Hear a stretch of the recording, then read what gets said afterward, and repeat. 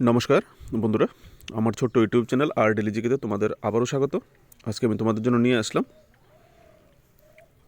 27 November থেকে 1 December 2024 পর্যন্ত কিছু সিলেক্টেড ইম্পর্টেন্ট কারেন্ট অ্যাফেয়ার্স, যেগুলি তোমাদের যে কোনো রকমের কম্পিটিটিভ এক্সাম বা জব এক্সামের জন্য কিন্তু গুরুত্বপূর্ণ হবে। ভিডিওটা পুরোটা দেখবে, সবগুলি কোশ্চেন কিন্তু ইম্পর্টেন্ট। শুরু করি। ইয়ামান্ডু ওরসি কোন দেশের নতুন রাষ্ট্রপতি নির্বাচিত হয়েছেন? Yamandu Orsi has been elected as the new president of which country? উত্তরটা হবে উরুগুয়ে। তিনি উরুগুয়ের নতুন রাষ্ট্রপতি হিসেবে নির্বাচিত হয়েছেন।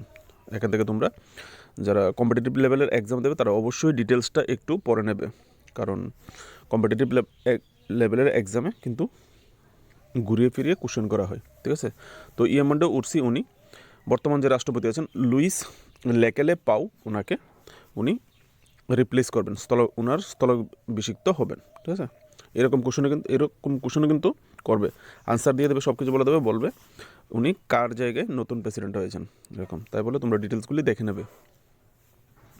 President Droupadi Murmu released the transition of the Indian constitution in which language on the occasion of the 2024 Samvidhan দিবস? বন্ধুরা, এখানে জিজ্ঞেস করেছে, বাংলাতেও লেখা আছে, রাষ্ট্রপতি দ্রৌপদী মুর্মু 2024 সালে যে সংবিধান দিবস উপলক্ষে কোন ভাষায় ভারতীয় সংবিধানের রূপান্তর প্রকাশ করেছেন? সেটা হচ্ছে সংস্কৃত এবং মিথিলি ভাষায়। এই ভাষাটি কোথাকার মানুষ বিষয়ে সংস্কৃত। Maithili is the mainly spoken in Bihar, Jharkhand এবং নেপাল। বিহার, ঝাড়খণ্ড, নেপালে এই মিথিলি ভাষাটা বেশি বলা হয়ে থাকে।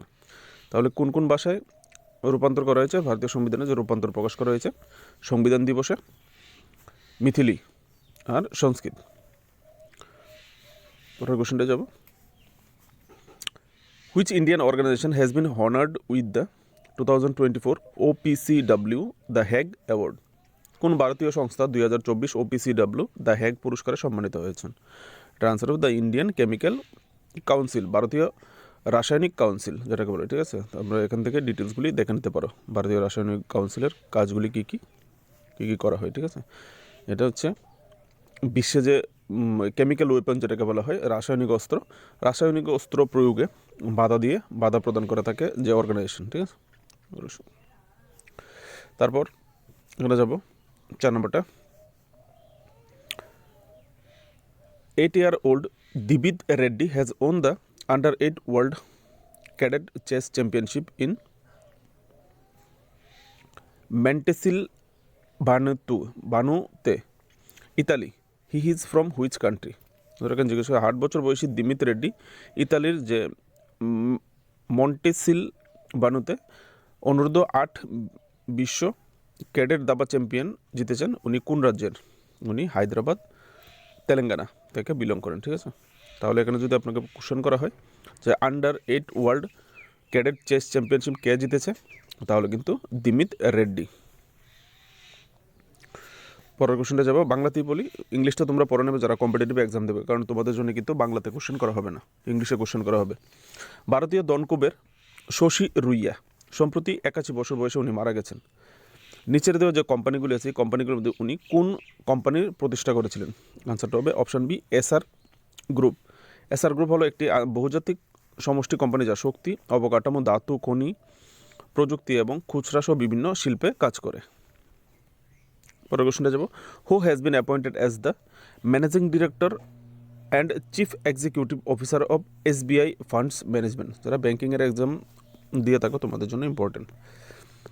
আমি ব্যাঙ্কিংয়ের এক্সামের যে কারেন্ট অ্যাফেয়ার্সগুলি এগুলি একটু কমই আনি, সাধারণত জেনারেল ব্যাঙ্কিং বাদ দিয়ে যে বাকি যে এক্সামগুলি হয় ওগুলিতে যেগুলি কোশ্চেনগুলি ইম্পর্টেন্ট হয় সেই কোশ্চেনগুলি কিন্তু আমি এখানে রাখি। ব্যাঙ্কিংয়ের কোশ্চেন আনলে ভিডিও আরও অনেক লম্বা হয়ে যাবে। ব্যাঙ্কিংয়ের কোশ্চেন আনলে প্রত্যেক ভিডিওতেই আমি আরও 20টা কোশ্চেন আরও অ্যাড হয়ে যাবে। ঠিক আছে, এখানে কোশ্চেন করা হয়েছে, কাকে SBI ফান্ডস ম্যানেজমেন্টের ম্যানেজিং ডিরেক্টর এবং চিফ এক্সিকিউটিভ অফিসার রূপে নিযুক্ত করা হয়েছে? এটার আনসারটা হবে নন্দকিশোর। ঠিক আছে, পরের কোশ্চেনটা যাব, কোন ITI 10তম ভারত আন্তর্জাতিক বিজ্ঞান উৎসব 2024-এর আয়োজন করেছে? গুয়াহাটি ITI এই আয়োজনটা করেছেন। তোমরা এখান থেকে ডিটেলসটা দেখে নেবে। খুবই একটা গুরুত্বপূর্ণ কোশ্চেন এটা, অক্ষণে যে কোশ্চেনটা হবে, কারণ ডিফেন্স রিলেটেড, প্রতিরক্ষা সরঞ্জাম রিলেটেড MCQs কিন্তু, কারেন্ট অ্যাফেয়ার্স কিন্তু কোশ্চেন পেপারে থাকে, তাই বলে এগুলি মনোযোগ দিয়ে একটু পড়বে। হ্যাঁ, defence research and development organisation, যেটা DRDO বলা হয়, দ্বারা তৈরি K4 ক্ষেপণাস্ত্রের পরিসর কি, যা সম্প্রতি INS ওরিগাত থেকে উৎক্ষেপণ করা হয়েছিল। রিসেন্টলি আমরা দেখেছি একটা K4 মিসাইল INS, যে ইন্ডিয়ান সাবমেরিন আছে INS ওরিগান্ত, নিউক্লিয়ার সাবমেরিন, এই সাবমেরিন থেকে সম্প্রতি করা K4 একটা ক্ষেপণাস্ত্র বলা হয়। যে ক্ষেপণাস্ত্রের রেঞ্জ কত, পরিসর কত? ক্ষেপণাস্ত্রের রেঞ্জ হচ্ছে 3500 কিলোমিটার K4। তোমরা এখান থেকে K4 মিসাইলের ডিটেলসটা এখান থেকে দেখে নিতে হবে। K4 মিসাইলকে INS ওরিহান্ত এবং INS ওরিগাঠে চূড়ান্তভাবে এটা ইনস্টল করা হবে। দুটোই nuclear submarine, nuclear power submarine, এগুলিতে অন্তর্ভুক্তি করার আগে একটা লাস্ট টেস্ট করা হয়েছে। পরের কোশ্চেনটা যাব। ঝাড়খণ্ড মুক্তি মোর্চা, যেটাকে শর্ট ফর্মে JMM বলা হয়, নেতা হেমন্ত সোরেন চতুর্থবারের মতো ঝাড়খণ্ডের মুখ্যমন্ত্রী হিসেবে শপথ নিলেন। হেমন্ত সোরেন ষষ্ঠ ঝাড়খণ্ড বিধানসভা 2024 কোন আসনে প্রতিনিধিত্ব করেছিলেন? এখান থেকে কিন্তু কোন পার্টিটা কিন্তু মনে রাখতে, ঝাড়খণ্ড মুক্তি মোর্চা, এরকম কোশ্চেন কিন্তু করতে পারে। হেমন্ত সোরেন রিসেন্টলি ঝাড়খণ্ডের মুখ্যমন্ত্রী হয়েছেন, উনি কোন পার্টি বিলং করেন? ঠিক আছে, মনে রাখবে ঝাড়খণ্ড মুক্তি মোর্চা। তো এখানে জিজ্ঞেস করা হয়েছে উনি কোন কেন্দ্র থেকে প্রতিনিধিত্ব করেছেন। উত্তরটা হবে বারহাইট থেকে উনি প্রতিনিধিত্ব করেছেন। এখান থেকে ডিটেলসটা দেখে নেবে। উনি 4বারের মুখ্যমন্ত্রী কীভাবে হয়েছেন। উনি 4বার ফুল টার্মে, 3বার মুখ্যমন্ত্রী হয়নি এর আগের বার, অল্প অল্প টার্ম। এখানে দ্বিতীয় কলামটাতে তোমরা দেখে নিতে পারো। আর ওনাকে যে শপথ করিয়েছেন রাজ্যপাল সন্তোষ কুমার গঙ্গুয়ার, ঠিক আছে।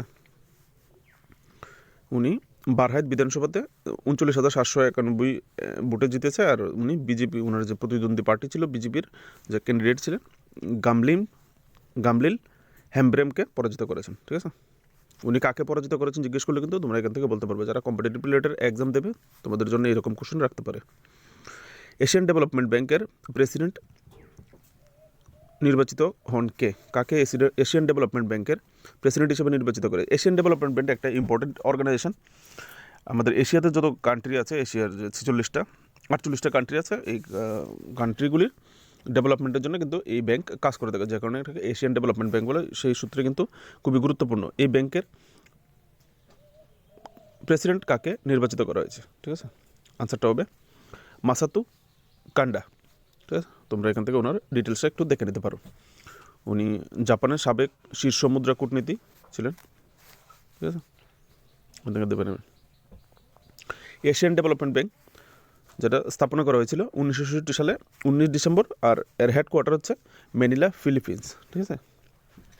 ফিলিপিন্সের যে রাজধানী, ক্যাপিটাল ফিলিপিন্স ম্যানিলাতে এর হেডকোয়ার্টার। ভারতের প্রথম অষ্টলক্ষ্মী উৎসব 6 থেকে 8 ডিসেম্বর কোন শহরে আয়োজিত হবে? নতুন দিল্লিতে আয়োজন করা হবে, নিউ দিল্লি। এখান থেকে দেখে নিতে পারো উত্তরটা। ঘোষণা দিয়েছেন কে? উত্তর পূর্বাঞ্চলের কেন্দ্রীয় উন্নয়ন মন্ত্রী জ্যোতিরাদিত্য সিন্ধিয়া। পরের কোশ্চেনে যাব। কোন শহরে মহাপরিচালক কাম পুলিশ মহাপরিদর্শকের 59তম সর্বভারতীয় সম্মেলন আয়োজন করা হয়েছে? যেহেতু যারা পুলিশের ইন্টারভিউ দিচ্ছেন, আপনাদের যদি কারেন্ট অ্যাফেয়ার্স থেকে এই ধরনের কোশ্চেন করা হলেও হতে পারে, ঠিক আছে। এখানে বলা হচ্ছে ভারতের কোন শহরে IGP অথবা ডিরেক্টর জেনারেল লেভেলের একটা 59তম যে মিটিংটা, কনফারেন্সটার আয়োজন করা হয়েছে? এটার আনসারটা হবে ভুবনেশ্বর, উড়িষ্যা, ঠিক আছে। এখান থেকে তোমরা ডিটেলস অনুষ্ঠানের সূচনা করেছিলেন অমিত শাহ। এখান থেকে স্টপ করে ডিটেলসটা দেখে নিয়ে যদি দেখতে চাও। পরের কোশ্চেনটা যাব। যৌথ সামরিক মহড়া অগ্নি ওয়ারিয়র, যার নাম XAW 2024 ভারতীয় নৌ সেনাবাহিনী এবং সিঙ্গাপুর সশস্ত্র বাহিনীর মধ্যে একটি দ্বিপাক্ষিক মহড়ার কোন সংস্করণ, মানে কততম সংস্করণ আয়োজন হয়েছে? Field firing range Deolali Maharashtra শেষ হয়েছে ইদানিং। অগ্নি ওয়ারিয়র যেটা সিঙ্গাপুর এবং ভারতীয় সেনাবাহিনীর মধ্যে, সিঙ্গাপুর এবং ভারতীয় সেনাবাহিনীর একটা সংস্করণ হয়েছে। কততম সংস্করণ? এটার আনসারটা হবে 13তম সংস্করণ। কোথায় হয়েছে যদি কোশ্চেন করা হয় তাহলে সেটা হবে মহারাষ্ট্রের দেবলালি ফিল্ড ফায়ারিং রেঞ্জে, ঠিক আছে। এখান থেকে দেখতে পারো ডিটেলসটা। পরের কোশ্চেনটা যাব, ওরেসনিক হাইপারসোনিক মিসাইল যা খবরে দেখতে পাওয়া গেছে কোন দেশে তৈরি করেছে, কোন দেশ তৈরি করেছে? এর আনসারটা হবে রাশিয়া। ওরেসনিক হাইপারসোনিক মিসাইলের ডিটেলসটা তোমরা এখান থেকে পড়ে নেবে। আমি প্রথমে বলেছি ডিফেন্স রিলেটেড ইকুইপমেন্টের কারেন্ট অ্যাফেয়ার্স কোশ্চেন কিন্তু এক্সাম পেপারে দেওয়া থাকে, তাই বলে তোমরা এগুলি পড়ে নেবে।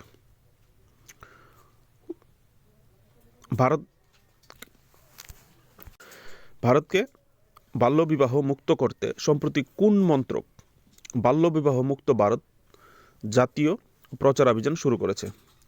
বাল্যবিবাহ মুক্ত ভারত, ঠিক আছে? এই যে সেন্ট্রাল গভর্নমেন্টের স্কিমগুলি, যে ক্যাম্পেইনগুলি, শুধু সেন্ট্রাল গভর্নমেন্টের, রাজ্য সরকারের যে বিশেষ বিশেষ স্কিমগুলি আসে সেগুলি কিন্তু তোমরা যদি দেখো পত্রপত্রিকায় বা কোনোভাবে নজরে আসে সেগুলি কিন্তু নোটস করে রেখে দেবে তোমরা যদি কম্পিটিটিভ এক্সাম দিয়ে থাকো। এই স্কিমগুলির ব্যাপারে কিন্তু কোশ্চেন আসে, ঠিক আছে? তো এখানে এই বাল বিবাহ মুক্ত ভারত কোন মিনিস্ট্রি করেছে, মিনিস্ট্রি কিন্তু আসে, কোন মিনিস্ট্রি করেছে বলে দেবে, সব কিছু বলার পর বলবে কোন মিনিস্ট্রি এটা চালু করেছে। এরকমের কোশ্চেন কিন্তু পাওয়া যায়।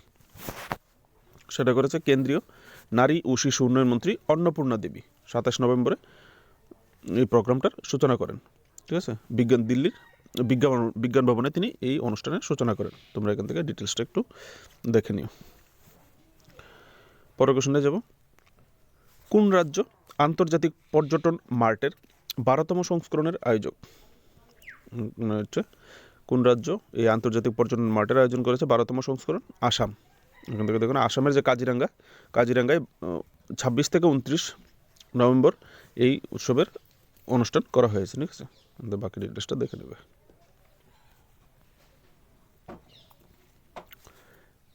পেন্নায়ার নদীর জল বিবাদে কোন দুটি রাজ্য জড়িত? ভেরি একটা ইম্পর্টেন্ট কারেন্ট অ্যাফেয়ার্স এমসিকিউ। এখানে একটা ডিসপিউট চলে কোন রাজ্যের মধ্যে পেন্নায়ার রিভারের ওয়াটার জল বিতরণ নিয়ে। সেটা হচ্ছে তামিলনাড়ু এবং কর্ণাটকের মধ্যে এই পেন্নায়ার নদীর জল বন্টন নিয়ে একটা সমস্যা সবসময় থাকে। এই সূত্রে সুপ্রিম কোর্ট রিসেন্টলি একটা অর্ডার দিয়ে সুপ্রিম কোর্ট কেন্দ্রীয় সরকারকে তামিলনাড়ু এবং কর্ণাটকের মধ্যে পেন্নায়ার নদীর জল বিরোধ নিয়ে সমালোচনাকারী একটা কমিটির রিপোর্ট জমা দিতে বলেছে সেন্ট্রাল গভর্নমেন্টকে এখানে হস্তক্ষেপ করার জন্য বলা হয়েছে। তোমরা এখান থেকে দেখে নিতে পারো নদীটা কোন দিকে যাচ্ছে, কোন দিকে কী করছে, কত কিলোমিটার, এখান থেকে দেখো নদীর অববাহিকা। আর এখানে তামিলনাড়ু যেটা ক্লেম করছে আন্তঃরাজ্য নদীর যে প্রবাহিত জল একটি জাতীয় সম্পদ যেটা ভিতর দিয়ে প্রবাহিত হয় এবং কোনো একক রাজ্য তার জলের একচেটিয়া মালিকানা দাবি করতে পারে না। এটা তামিলনাড়ুর যুক্তি, ঠিক আছে? মানে এখানে কর্ণাটক নিশ্চয়ই চাইছে একচেটিয়া অধিকার এই নদীর, সে কারণে এই ঝামেলা। কোশ্চেনগুলি ভালো লাগলে অবশ্যই চ্যানেলটাকে সাবস্ক্রাইব করে দিও। তোমাদের জন্য কাজ করতে গিয়ে অনেকটাই পরিশ্রম করতে হয়, অনেক খুঁজে সার্চ করে তোমাদের জন্য কারেন্ট অ্যাফেয়ার্স করতে হয়, তারপর তোমাদের জন্য আবার বাংলায় করে দিয়ে যেন তোমাদের পড়তে সুবিধা হয়, ঠিক আছে? পরের কোশ্চেনটা দেখি, আর্মি ডে প্যারেড 2025-এর আয়োজক কোন শহর? এবার কোন শহরে 2025-এ যে আর্মি ডে প্যারেড হবে সেটা কোন শহর হবে? সেটা হবে পুনে, মহারাষ্ট্র, ঠিক আছে? এখান থেকে কিছু ডিটেলস আর্মি ডে প্যারেডের ডিটেলস তোমরা দেখে নেবে। আগে কোথায় হয়েছে, গত বছর 24-এ 23-এ কোথায় হয়েছে এখান থেকে দেখতে পারো, ঠিক আছে? এগুলো দেখে নেবে, কী করা হবে প্যারেডে দেখে নেবে। 18 নম্বর কোশ্চেন, সুপ্রিম কোর্ট সম্প্রতি ভারতীয় সংবিধানের প্রস্তাবনায় কোন পদের অন্তর্ভুক্তি বহাল রেখেছে? সেটা হচ্ছে সেকুলার এবং সোশিয়ালিস্ট। একজন পিটিশন দাখিল করেছিলেন। এই যে সেকুলার শব্দটা আছে ভারতীয় সংবিধানে, ধর্মনিরপেক্ষ আর সোশিয়ালিস্ট সমাজবাদী যে যুক্তি, যেটা পিটিশনটা খারিজ করে দিয়েছে সুপ্রিম কোর্ট, ঠিক আছে? যে সুপ্রিম কোর্ট 42তম সংশোধনী সাংবিধানিক যে বৈধতা, যে 42তম সংশোধনীর মাধ্যমে যে 1976 সালে জরুরি অবস্থার সময় যে এই ধর্মনিরপেক্ষ ভারতীয় যে প্রস্তাবনা, সংবিধানের যে প্রস্তাবনা, মেন সংবিধানের যে একটা প্রস্তাবনা আছে, এই প্রস্তাবনায় ধর্মনিরপেক্ষ এবং এই যে সমাজবাদী যুক্ত করেছিল, সেটার বৈধতা নিয়ে একটা পিটিশন দাখিল করেছিল, চ্যালেঞ্জ করেছিল আর কি, ঠিক আছে? চাইছিল যে সেকুলারিজমটা বাদ দিতে আর সোশ্যালিস্ট যে পার্টটা, তো সুপ্রিম কোর্ট সেটা খারিজ করে দিয়েছে, দেয়নি। হ্যাঁ, সেই সূত্রে কিন্তু এই যে কারেন্ট অ্যাফেয়ার্সটা ভেরি ইম্পর্ট্যান্ট। তারপরে যাব এনগাদা উৎসব মানে Ngada festival which was seen in the news is celebrated by which tribes. Ngada উৎসব যা খবরে দেখা গেছে কোন উপজাতি পালন করে থাকেন? এটা আনসারটা হবে রেংমা, নাগা উপজাতি। এখান থেকে উৎসব দেখে নিতে পারো। রেংমা নাগা উৎসব নাগাল্যান্ডের টি সেমিনো RSA গ্রাউন্ডে এই এনগাদা উৎসব পালন করে থাকেন, যেটাকে মিনি হর্নবিল উৎসব বলা হয়ে থাকে। তো হর্নবিল উৎসব নাগাল্যান্ডের সবচেয়ে বড় উৎসব, নর্থ ইস্টের মধ্যে একটা, আর এটাকে বলা হয়ে থাকে মিনি হর্নবিল উৎসব। যদি কখনো প্রশ্ন করে যে কোন উৎসবকে মিনি হর্নবিল ফেস্টিভ্যাল বা উৎসব বলা হয়ে থাকে, ফেস্টিভ্যাল বলা হয়ে থাকে, তাহলে কিন্তু তোমরা বলতে পারবে এনগাদা ফেস্টিভ্যালকে। ঠিক আছে, এনগাদা ফেস্টিভ্যালকে। এখান থেকে বাকি ডিটেলসটা তোমরা দেখে নিও। হ্যাঁ, পরের কোশ্চেনটা যাব। ন্যাশনাল অ্যান্টি ডাম্পিং এজেন্সি কত বছরের জন্য কুস্তিগির বজরং পুনিয়াকে নিষিদ্ধ করেছে? আমাদের ন্যাশনাল যে অ্যান্টি ডোপিং এজেন্সি আছে, উনি কুস্তিগির বজরং পুনিয়াকে ব্যান করেছে কত বছরের জন্য? আনসারটা হবে 4 বছরের জন্য। এখান থেকে ডিটেলসে দেখে নিও। ন্যাশনাল অ্যান্টি ডোপিং এরকম কোশ্চেন করতে রিসেন্টলি কাকে ন্যাশনাল অ্যান্টি ডোপিং যে এজেন্সি আছে কাকে 4 বছরের জন্য নির্বাসিত করেছে? সেটা হবে বজরং পুনিয়া। বা হতে পারে বা কোশ্চেন করতে পারে উনি কোন খেলার সঙ্গে যুক্ত? উনি হচ্ছে কুস্তিগির। ঠিক আছে, কি এখান থেকে রেসলার। হ্যাঁ, ইংলিশে হলে রেসলার, বাংলা হলে কুস্তিগির। পরেরটা যাব। হোয়ার ভারতের প্রথম সবুজ হাইড্রোজেন ফিউল স্টেশন, যেটাকে গ্রিন হাইড্রোজেন ফিউল স্টেশন বলা হয়, কোথায় উদ্বোধন করা হয়েছে? সেটা হচ্ছে লেহ লাদাখ। সেটা ভারতের প্রথম হওয়াতে কিন্তু খুবই গুরুত্বপূর্ণ একটা ইম্পর্টেন্ট কোশ্চেন।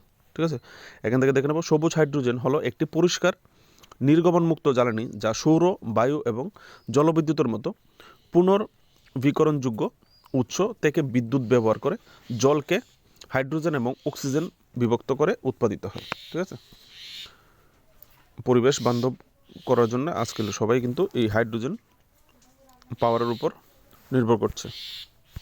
বন্ধুরা, পরের কোশ্চেনটা যাব। সম্প্রতি অনুষ্ঠিত লাস ভেগাস গ্র্যান্ড প্রিক্স শিরোপা কে জিতেছেন? গ্র্যান্ড প্রিক্স 4 চাকার যে গাড়ির রেসগুলি হয়, ছোটো গাড়ি, চ্যাপ্টার টাইপ গাড়িগুলি, ওই গ্র্যান্ড প্রিক্স। ঠিক আছে, কে জিতেছে? Max Verstappen, Dutch formula 1 driver. উনি কোথাকার প্লেয়ার? Dutch player. ঠিক আছে, জিতেছেন। পরের কোশ্চেনটা যাব। সম্প্রতি ব্রহ্মোস এরোস্পেসের নতুন প্রধান কে নিযুক্ত হয়েছেন? কাকে নিযুক্ত করা হয়েছে? আনসারটা হবে ডক্টর জ্যোতির্থ রাঘবেন্দ্র যোশীকে ব্রহ্মোস এরোস্পেসের নতুন প্রধান হিসেবে নিযুক্ত করা হয়েছে। ইম্পর্টেন্ট কোশ্চেন কিন্তু। হ্যাঁ, এখান থেকে তোমরা দেখে নেবে ছোটো করে বাকি ডিটেলসটা। তোমাদের যদি এরকম আমার কাজ ভালো লাগে তো অবশ্যই চ্যানেলটাকে সাবস্ক্রাইব করে বেল আইকনটা প্রেস করে দিও, যেন প্রত্যেক দিনের ভিডিও তোমাদের ভিডিওর মেসেজ যেন তোমরা মোবাইলে পেয়ে যাও। পরের কোশ্চেনটা যাব। ভারতের 55তম আন্তর্জাতিক চলচ্চিত্র উৎসবে কোন চলচ্চিত্রটি সেরা চলচ্চিত্রের জন্য গোল্ডেন পিকক পুরস্কার জিতেছেন? ইম্পর্টেন্ট একটা কোশ্চেন। গোল্ডেন পিকক অ্যাওয়ার্ড জিতেছে কোন সিনেমা? সেটা হচ্ছে আনসারটা হবে টক্সিক সিনেমা। সিনেমাটা কোথাকার? লিথুয়ানিয়ার চলচ্চিত্র। এটা লিথুয়ানিয়ার। হ্যাঁ, এটা কি আন্তর্জাতিক চলচ্চিত্র উৎসব ছিল, যেখানে ইন্টারন্যাশনাল সবাই এখানে ফিল্ম রেখেছিলেন যাদের মান নির্ণয় করার জন্য। ঠিক আছে, লিথুয়ানিয়ার চলচ্চিত্র টক্সিক ভারতের এই 55তম আয়োজিত চলচ্চিত্রে গোল্ডেন পিকক পুরস্কারে ভূষিত হয়েছে। ওটাকে ডিটেলসটা দেখে নিও। পরের কোশ্চেনটা যাব। একলব্য অনলাইন ডিজিটাল প্ল্যাটফর্ম সম্প্রতি কার দ্বারা চালু করা হয়েছে? একলব্য অনলাইন ডিজিটাল প্ল্যাটফর্ম সম্প্রতি ইন্ডিয়ান আর্মির দ্বারা চালু করা হয়েছে। ঠিক আছে, ভারতীয় সেনার জেনারেল উপেন্দ্র দ্বিবেদী সম্প্রতি ভারতীয় সেনাবাহিনীর একলব্য অনলাইন ডিজিটাল প্ল্যাটফর্ম চালু করেছেন। বন্ধুরা, আজকের জন্য এটুকু। যদি কোশ্চেনগুলি ভালো লাগে অবশ্যই লাইক দিয়ে চ্যানেলটাকে সাবস্ক্রাইব করে পাশে থাকবে ডেইলি এরকমের কারেন্ট অ্যাফেয়ার্সের জন্য আর কম্পিটিটিভ রিলেটেড আরও নোটসের জন্য। আপাতত আমি ইদানিং কিছুদিন পুলিশে যারা ইন্টারভিউ দিচ্ছে তাদের উপর নিয়ে কাজ করছি। তাদের ইন্টারভিউ মোটামুটি শেষ পর্যায়ে যখন চলে আসবে, অটোমেটিক্যালি আমি অন্য টপিকে কাজ করা এখানে শুরু করে দেব। ভালো থাকবে, বেস্ট অফ লাক, নমস্কার।